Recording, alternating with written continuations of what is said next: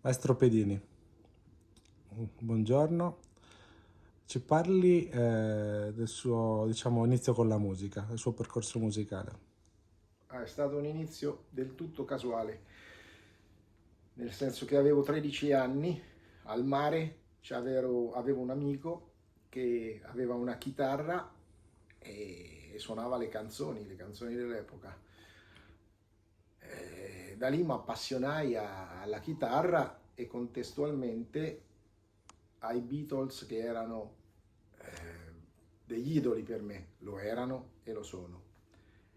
E quindi ho iniziato strimpellando la chitarra, ma dal momento che era troppo difficile imparare le canzoni degli altri, non parliamo delle canzoni dei Beatles, le scrivevo io, le componevo io, ne ho scritte quasi 200, testo e musica.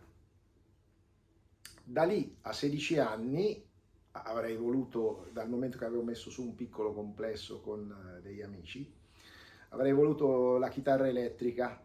Mio padre però era contrario e allora mi propose di prendere delle lezioni di pianoforte e quindi prendere un pianoforte a noleggio. E così ho cominciato perché ho continuato a comporre, ho visto che con il pianoforte la composizione diventava più complessa, quindi da completo autodidatta ho iniziato a studiare teoria della musica, storia della musica. C'era a quei tempi una bellissima collezione della Fratelli Fabbri, che erano dei fascicoli che vendevano in edicola e si facevano tutti i numeri della storia della musica, appunto dalle origini ai nostri giorni. Io mi sono divorato letteralmente quella della musica del Novecento, perché c'erano anche i dischi e quindi io sentii le musiche di questi autori straordinari, la musica di Schoenberg, la musica non solo quella dodicafonica, ma soprattutto quella pre-dodicafonica, la Kammersinfonie numero 1, che con l'armonie per quarte per me era una cosa straordinaria. E ho iniziato in questa maniera quindi e avevo appunto 16 anni. Sì, hai parlato di Schoenberg, infatti mi è venuto in mente all'inizio di questa narrazione Alban Berg, no? Che iniziò il suo percorso con la scrittura di circa 200 libri prima di prendere lezioni di composizione. Qual è la tua considerazione riguardo la scuola di Vienna e quindi di Alban Berg in particolare? Allora mi sono formato con la scuola di Vienna perché a quel punto è passato anche qualche anno naturalmente, quindi diciamo tra i 16 e i 17-18 anni ho cominciato ad acquistarmi dei libri che parlassero della scuola di Vienna, di cui avevo acquistato tutto quello che si poteva acquistare in termini di dischi. E quindi l'espressionismo e la scuola di Vienna, anzi la scuola di Vienna di Luigi Rognoni, che era un testo sacro di Einaudi di quel periodo, ma non solo, la biografia di Alban Berg, questo perché mi hai chiesto in modo specifico di Alban Berg, ho letto più di una volta tutto l'epistolario tra Alban Berg e Helene Naowski, che era sua moglie. E da lì sono diventato soprattutto, diciamo, un vero fanatico delle due opere di Berg, ma in particolare di Wozzeck. Mi è capitato molte volte di fare presentazioni di Wozzeck in pubbliche conferenze e mi sono comperato tutte le partiture sia del Wozzeck che della Lulu che del completamento del terzo atto di Lulu, quello fatto da Friedrich Sera quando la moglie di Berg è morta, dal momento che appunto si era rifiutata dopo che Schoenberg aveva rinunciato a completare l'opera, lei aveva dato il veto sul completamento dell'opera. Come vedi sono ben documentato, non è che ci siamo raccontati le domande prima, insomma, è un argomento che conosco bene. Per me Berg è stato dei tre quello che ritengo un po' più affine al mio temperamento e alla mia sensibilità musicale. Bene. Il tuo percorso di studi invece com'è stato? Con chi hai studiato? Dove? È stato appunto anomalo perché, come dicevo, ho cominciato da autodidatta. Sono entrato tardi in conservatorio, sono entrato nel 1976, quindi avevo 20 anni e sono entrato nella classe di composizione e ho fatto il percorso abbastanza tradizionale, invece che farlo in 10 anni l'ho fatto in 6 anni, ma comunque in modo abbastanza tradizionale. Tuttavia, siccome ormai il conservatorio noi lo conosciamo bene perché l'abbiamo frequentato e anche adesso più o meno è così, il conservatorio segue, come dire, una via cronologica nell'insegnare la musica e analogamente la storia dei musicisti. Viceversa, io avevo fatto un percorso inverso, conoscevo benissimo tutta la musica dalla fine dell'Ottocento, diciamo da Mahler in poi, e tutto quello che veniva prima l'ho recuperato strada facendo, quindi ho fatto un percorso a gambero da autodidatta. E quando sono entrato in conservatorio, onestamente ne conoscevo più io di Schoenberg, Berg e Webern che di tutti i miei colleghi studenti in sostanza. E così ho cominciato immediatamente a fare proprio composizioni, anche perché il mio maestro, che era Fernando Sulpizzi, ci ha spinto immediatamente a scrivere musica, anche in modo magari rudimentale, ma musica nostra, composizioni nostre. Per dire, le mie prime composizioni scritte appunto nel 1977, io le ho avute eseguite, erano brani, che ne so, per flauto e pianoforte, però già li vedevo eseguiti già dal mio primo anno di composizione. E in quale conservatorio hai A studiato? Perugia. Ok. Una volta terminati gli studi, come sono andati avanti con il perfezionamento e tutto?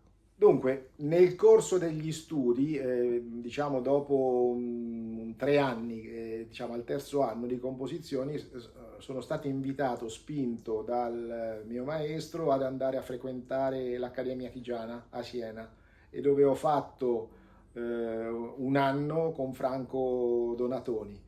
È stata un'esperienza per me quasi traumatica, perché, anzi, traumatica, perché mi sono reso conto che nel mio conservatorio la nostra preparazione sulla musica del nostro tempo, di allora, era attardata.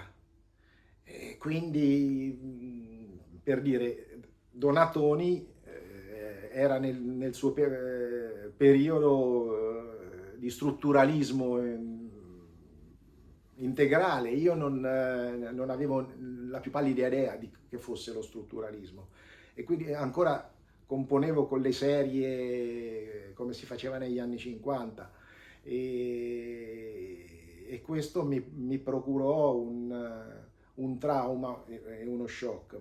Però ho avuto dall'esperienza di Siena due conseguenze particolarmente positive. La prima, perché ho conosciuto Paolo Ugoletti, che era straordinario, senza ombra di dubbio il compositore più originale che ci fosse nel panorama degli allievi di Donatoni di quel periodo. Voglio dire, c'era, che ne so, Alessandro Solbiati, Aurelio Samori, insomma c'erano tanti musicisti. Ugoletti era su un altro piano di originalità. Tant'è vero che in quell'anno Goffredo Petrassi, che compiva 75 anni e venne invitato da Donatoni a Siena per festeggiare questi 75 anni, fu lui ad assegnare il premio al miglior allievo di quel corso proprio a Paolo Ugoletti. Quindi la prima cosa è l'amicizia che da allora è durata fino ad oggi, non si è mai interrotta, con Paolo, con il quale ci si sente regolarmente tutte le settimane, anche 2 o 3 volte. E l'altra cosa, diciamo, che devo riconoscere. La, come posso dire, l'insegnamento che Donatoni mi ha dato e che non mi ha dato nessun altro maestro che ho trovato in conservatorio, cioè la consapevolezza che la microstruttura e la macrostruttura di una forma musicale di qualsiasi epoca e di qualsiasi stile coincidano e siano legate in modo indissolubile l'una all'altra. Visto che parli di Ugoletti, viene da chiederti a questo punto se come lui hai avuto un netto cambiamento stilistico appunto dopo la frequentazione dei corsi di Siena. Sì, io devo dire che comunque lui era diciamo, un compositore formato. Io ero in fase evolutiva e comunque sia, quello che non mi piaceva di Donatoni era proprio il suo strutturalismo.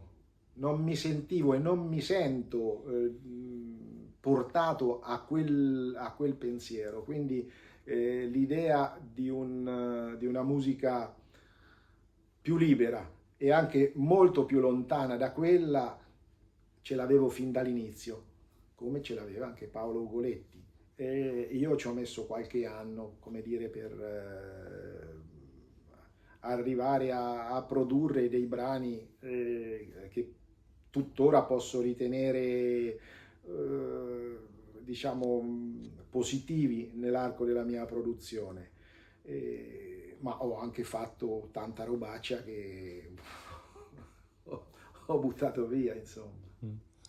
Ho letto proprio quest'estate un tuo lavoro dal titolo Carissimo Renzo, un testo che parla appunto di quegli anni e i tuoi incontri anche con altri compositori, diciamo, di spicco di quel periodo, siamo a cavallo tra gli anni 70 e 80.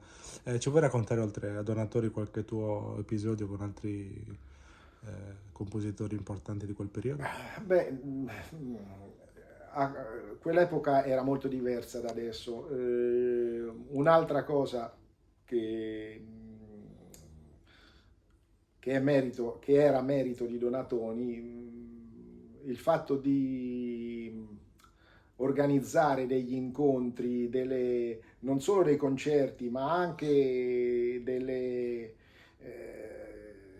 appunto degli incontri fra compositori era un fatto normale. Durante l'anno venivano organizzati, se non a Roma, a Milano o a Venezia, proprio degli incontri concerti dove i compositori si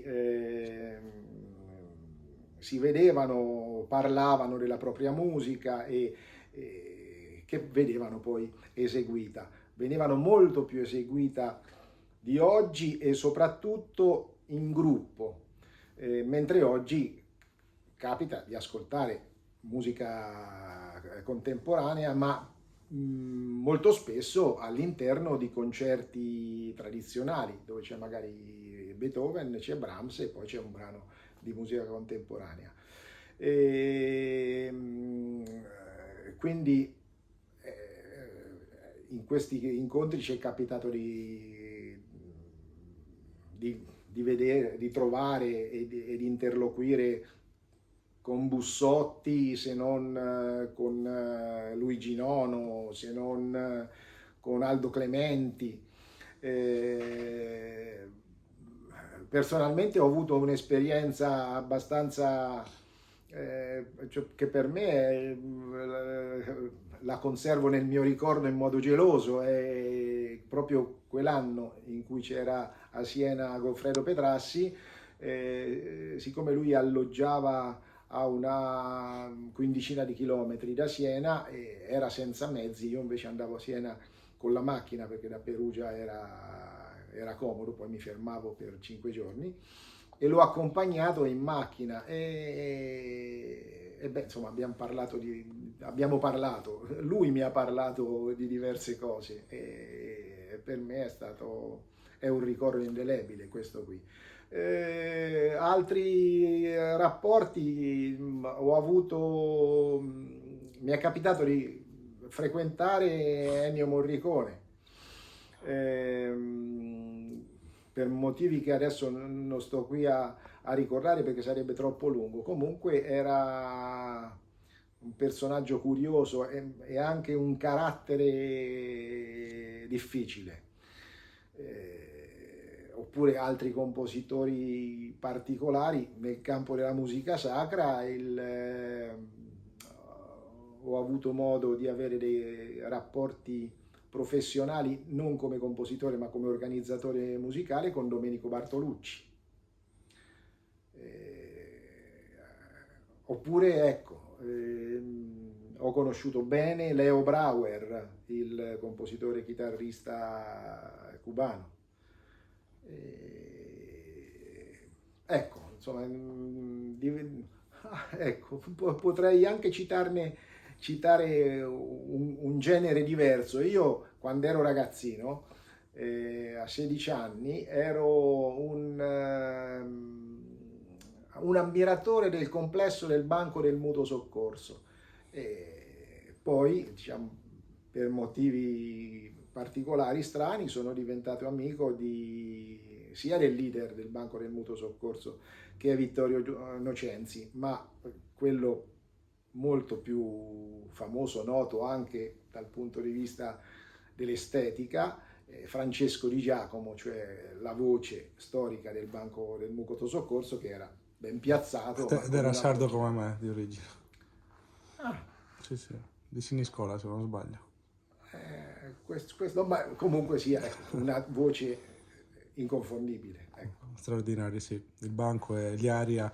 E visto che hai nominato proprio questo gruppo, c'erano dei collegamenti con altri gruppi dell'epoca, perché in Italia il progressivo italiano in particolare era... Sì, appunto per questo c'era una specie, cioè come Beatles o Rolling Stones, c'era Banco del Mutuo Soccorso e Premiata Forneria Marconi. Premiata Forneria Marconi era, diciamo, un gruppo più raffinato dal punto di vista strumentale. Il Banco era un rock un po' più grezzo, se si vuole, più duro, più scorbutico, però io preferivo quello. Al contrario, fra Beatles e Rolling Stones, preferivo i Beatles molto più perfetti, che non, diciamo, i trasgressivi Rolling Stones. Parliamo invece adesso della tua musica. A me è capitato di suonare 2 tuoi lavori e di leggerne degli altri. Ho suonato dal vivo Rocce Sorde e Sonore al Giardino Sonoro di Pinuccio Sciola Sì. a San Sperate, e poi di recente le variazioni su Monteverdi, proprio nella Basilica di Santa Barbara in Mantova.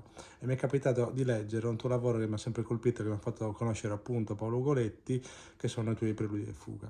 Quindi una rivisitazione di un genere così fondamentale, no? Della storia della musica, che è quello dell'apice del contrappunto, che è appunto la fuga, in una rilettura assai originale. Se ci vuoi parlare a partire da questi lavori della tua poetica e della tua musica.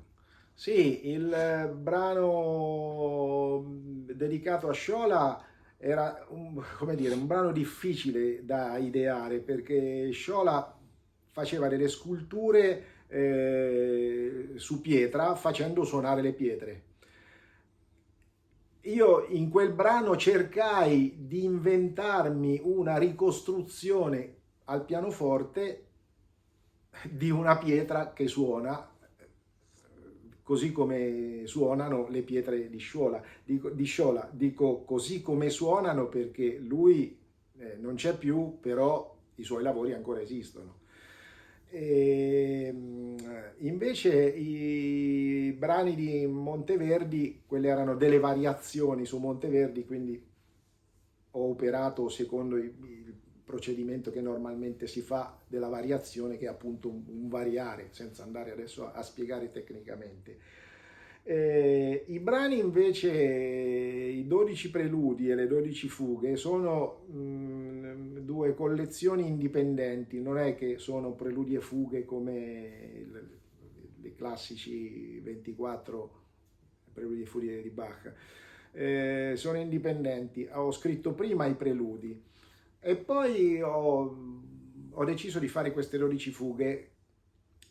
Anche questa era una sfida, perché il tentativo era quello non di fare 12 fughe classiche, ma di trovare degli elementi di originalità nel soggetto e nel controsoggetto. E così non ci sono riuscito in tutte e 12, però il tentativo era questo, di fare un soggetto timbrico, non melodico, ecco, che veniva contrappuntato naturalmente dal controsoggetto. Sono 12 fughe che sono poi indicate a 2, 3 o 4 voci a seconda di come sono, secondo appunto lo schema classico in sostanza. E se dovessi parlarci della tua poetica, anche riferimento a questi pezzi, cos'è per esempio, la cifra stilistica che accomuna questi lavori, come nascono e come li sviluppi? Qui mi riesce difficile dare una risposta perché, come dire, definire la propria poetica non so quanto sia possibile. Ogni lavoro nasce da un'idea di base che può essere un'idea che riguarda materialmente la musica, oppure un'idea di brano, di classicità, come per le fughe. L'idea è quella di scrivere una serie di 12 fughe, oppure l'idea di scrivere un brano che abbia una connotazione. Posso fare l'esempio di un altro brano pianistico. Ho scritto un brano che è sostanzialmente una rivisitazione del celeberrimo Alleluia di Handel, che doveva essere però filtrato attraverso un andamento di boogie woogie. Il brano si intitola Handel Piano Blues Rock, tutto attaccato. Lì l'idea era un'idea musicale, nelle fughe era un'idea concettuale. Sì, mi rendo conto che non è facilissimo parlare della propria poetica, anche perché è più semplice osservarla dall'esterno che dall'interno. Quindi magari mi viene da chiederti se a questo punto c'è invece un compositore che senti più affine a te o alcuni compositori che potresti dire, diciamo, amici, fratelli compositori, no? Che ti ispirano nel tuo lavoro. Dunque, come già ho accennato, cioè, la mia amicizia ormai quarantennale con Paolo Ugoletti mi porta sempre a confrontarmi con lui. E devo dire in tutta onestà che io non riesco a stargli dietro per la sua capacità di produrre musica, mentre a me serve del tempo, cioè lui riesce a scrivere mettendosi semplicemente a tavolino. Le idee gli vengono immediatamente. A me mi vengono, ma poi ci devo pensare, riflettere, quindi per un pezzo che scrivo io, lui ne scrive 10. Questa cosa gliel'ho sempre, diciamo, invidiata. Devo anche dire che però è un modo di operare che non mi sarebbe comunque familiare.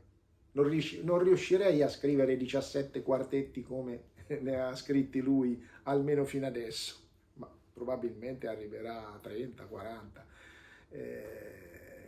In generale, se io scrivo un brano per una formazione, difficilmente mi viene in mente, o forse riesco, a dedicarmi nel giro di poco tempo per la stessa formazione di scrivere un altro brano, ecco. Riguardo a Paolo Coletti, si è utilizzato spesso diciamo, il contenitore di neoromanticismo. Secondo te è un termine che si addice a voi o è cosa ne pensi? Allora, era una cosa che era stata coniata negli anni '80 e era stata coniata così in risposta alla cosiddetta avanguardia del periodo.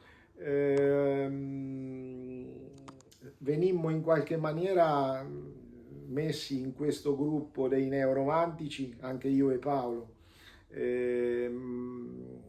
Oggettivamente oggi è una definizione che ha perso completamente ogni significato, anche perché poi i compositori che facevano parte di quell'area e che continuano tutto sommato a far parte di quell'area, perché più o meno tutti hanno mantenuto il proprio stile, eh, compongono essenzialmente musica molto diversa l'uno dall'altro. E io trovo più rispondente la definizione postmoderna di, di questo gruppo, del nostro gruppo e dei compositori di quella generazione. E invece, come vedi il panorama attuale? Segui qualche giovane compositore o... Ma ne abbiamo parlato spesso con Paolo. L'impressione è che ci siano meno compositori di quanti ce n'erano quando eravamo ragazzi noi. Però temo che questo nasca un po' dalla nostra disinformazione.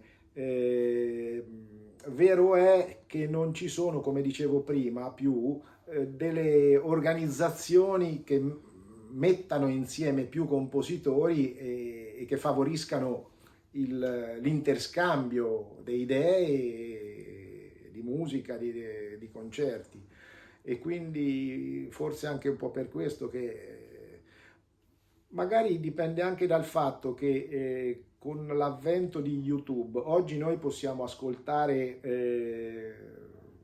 tutto quello che viene prodotto e questo magari potrebbe far sembrare dispersiva una realtà che magari non è così dispersa, cioè nel senso che magari ci sono i compositori e ce ne sono magari anche tanti e forse siamo solo noi che siamo un po' distratti dal tanto che viene offerto da YouTube e quindi ci fermiamo ora qui, ora qui, ora qui, ora qui e perdiamo il filo con la realtà contemporanea dei compositori d'oggi. Hai parlato prima del tuo ruolo di organizzatore musicale, ci puoi parlare di questo momento che hai vissuto e qualche incontro felice che hai fatto, qualche aneddoto? Ho cominciato nel 96 dirigendo la Sagra Musicale Umbra, che è un festival che fondamentalmente era dedicato alla musica sacra. In questo contesto, sì, mi è capitato, appunto, era in questa circostanza che ho conosciuto e chiamato, invitato a partecipare Ennio Morricone. Eh, ma adesso non mi ricordo quanti, nei 5 anni in cui io sono stato direttore artistico, credo di avere fatto più di 200 prime esecuzioni, proprio per cercare di diffondere il più possibile la musica contemporanea, non più nei concerti, come posso dire, ghettizzati, solo fatti di musica contemporanea, ma inserita in modo strutturale in concerti classici, che allora era una cosa del tutto insolita. E aneddoti. L'aneddoto, il primo che mi viene in mente è questo. È evidente che ogni festival deve avere un qualcosa che colpisca il potenziale pubblico, no? Allora, un anno mi venne in mente di fare una commissione a Philip Glass, che in quel periodo veniva con una certa frequenza in Italia e ehm, ci parlammo al telefono e lui fu disponibilissimo per fare una composizione nuova che sarebbe dovuta essere una composizione di musica sacra, perché appunto il festival era di musica sacra, e prese un testo buddista che parlava della storia di Milarepa e avrebbe poi fatto un concerto per pianoforte, per pianoforte solo, eseguito da lui stesso. Lui fu del tutto, del tutto disponibile. Mi dice, ma soltanto dice, vi costerà un po' per fare le parti del brano nuovo. Dico, va bene, non sarà un problema. Insomma, all'epoca ancora non c'era l'euro. Bene, tutto il pacchetto, la sua parte era 5.000 euro, tutto il resto costava 200, no scusate, 5 milioni. La sua parte era 5 milioni. Tutto il resto ci è venuto a costare 200 milioni. No, tanto per dire che evidentemente i copisti di New York si facevano pagare un tantino più dei copisti delle nostre parti. Molto interessante. Ci salutiamo con un'ultima domanda che è come vedi il futuro della musica? La vedo esattamente come la vedeva Mahler quando Brahms gli chiese, no, gli confessava il suo pessimismo sul futuro della musica. Si trovavano sopra un ponte sul Danubio e Mahler gli rispose: ma secondo te quella che sta passando adesso è l'ultima onda del fiume? Grazie.